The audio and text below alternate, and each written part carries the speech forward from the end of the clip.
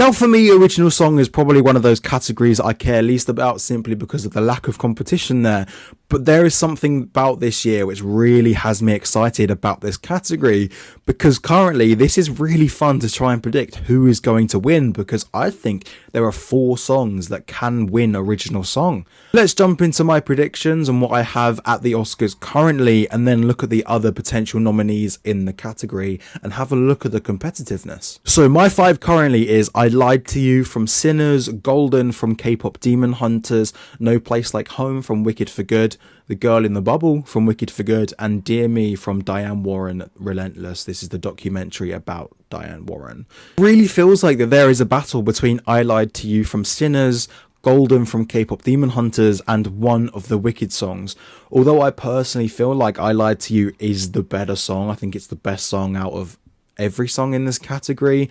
And that whole scene was unbelievably great. I watched K-Pop Demon Hunters a couple of days ago, I would say, for this video, but I kind of needed to watch it anyway because there's a chance that it's going to win animated feature. Another reason why Golden will be very high up in the rankings. I did think Golden was a great song and served the story really well, and I'll be honest, I only really heard it from online earlier on in the year and I got annoyed with how overplayed it was, but actually hearing it in the film, my opinions have changed. It's a great song just because of how well it does serve the story. But it really took off online, it charted everywhere, it played on my radio, everyone has heard this song, and this online presence will be absolutely huge for Golden.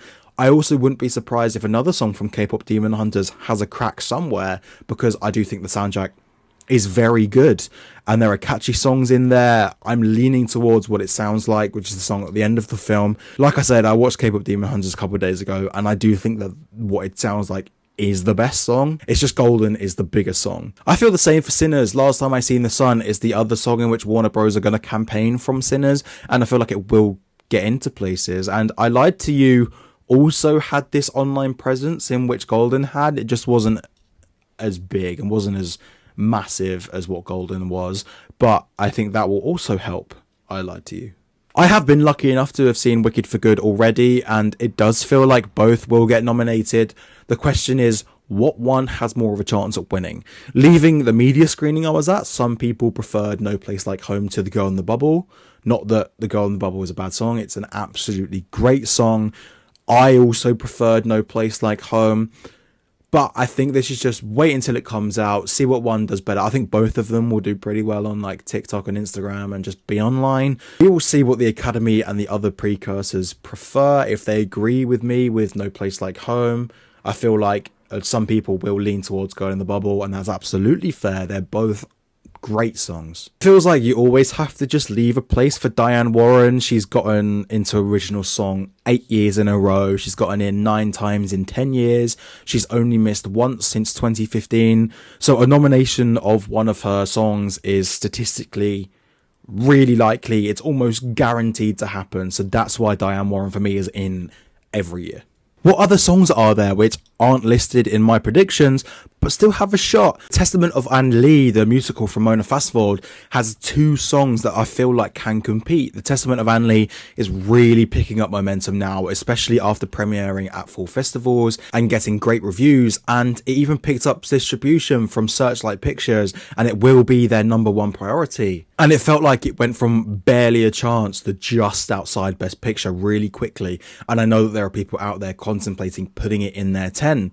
Song can really pick up on this momentum as well. They've submitted 2 songs for their For Your Consideration. I think the main one they're going to go for is called Clothed by the Sun, but they have also submitted a song called John's Running Song.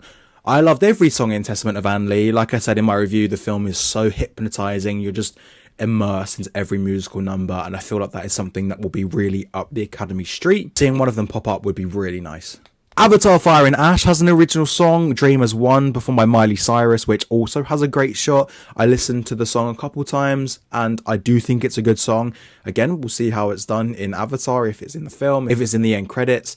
We will see, but I feel like Avatar has a real shot at getting that picture nomination, and having a song like this with a really good singer and a really popular singer singing it, I think it will be up the streets of every award ceremony, not just the Oscars. Train Dreams also has a song called Train Dreams, which plays at the credits. It's a beautiful song. It completely mirrors how beautiful the film is. I do think Train Dreams is one of the best looking films of the year, and I remember not wanting to leave my screening of this at the London Film Festival so that I could listen to this song. Now, I don't currently have it in the 5, obviously, but it does seem like it's up the Academy's alley, and if they do what they've done previously, where they just completely don't go by what the other precursors do and just nominate what they want, this song could also get in. For sure, some songs that I've missed on this list that can do something. I know Highest to Lowest has an original song called Highest to Lowest, which I have listened to. It's a great song. I really enjoyed it. I think just the lack of presence of this film in other award categories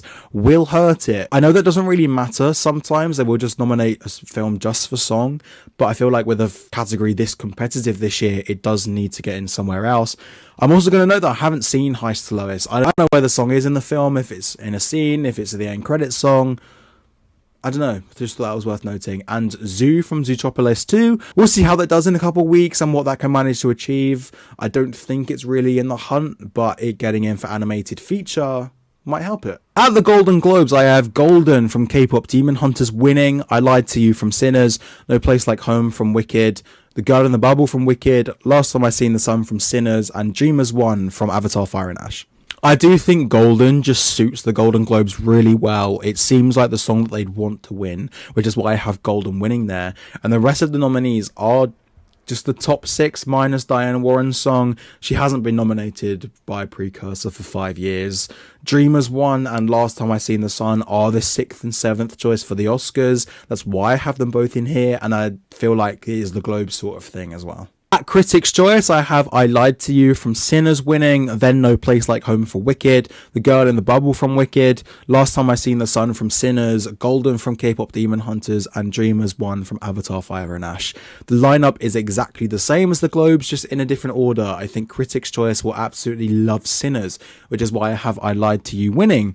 But they will also love Wicked. John M. Chu won director last year. That's how much they loved the first Wicked, which is why I have No Place Like Home in at 2 and The Girl in the Bubble at 3. If Dreamers 1 and Last Time I Seen the Sun keep on popping up at these precursors, they may have a shot at the Oscar. And the reason why I have Golden in at 5 when I have it winning the Globe is that I think Critics' Choice will like K-pop Demon Hunters. They'll love Wicked and Sinners a lot more. So my final list with everything listed is I Lied to You from Sinners, Golden from K-pop Demon Hunters, No Place Like Home from Wicked, The Girl in the Bubble from Wicked, Dear Me from Diane Warren Relentless, Last Time I Seen the Sun from Sinners, Dreamers 1 from Avatar Fire and Ash, Clothed by the Sun from Testament of An Lee, Train Dreams from Train Dreams, What It Sounds Like from K-pop Demon Hunters, Highest to Lowest from Highest to Lowest, John's Running Song from The Testament of An Lee, and Zoo from Zootropolis. Now I've gone through the predictions, which will be competitive about what will get in the first place.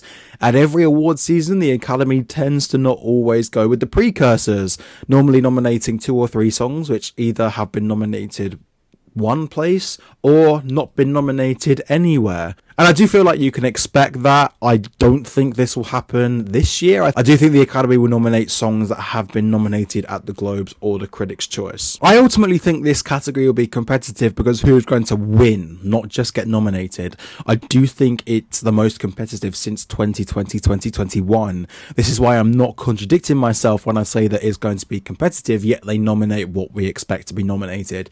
If we go back the last 5 years, last year, El Mel from Emilia Perez won at every major award ceremony that has the original song category, which is the Globe, the Critics' Choice, and the Oscars. That's why I didn't mention BAFTA earlier on. It's just those 3. Interestingly enough, it was probably one of the weirdest where they only nominated 2 songs which got nominated from previous precursors, both from Emilia Perez. In 2023, What Was I Made For from Barbie won the Globe, it won the Oscar. I'm Just Ken won the Critics' Choice, which I remember being a huge shock.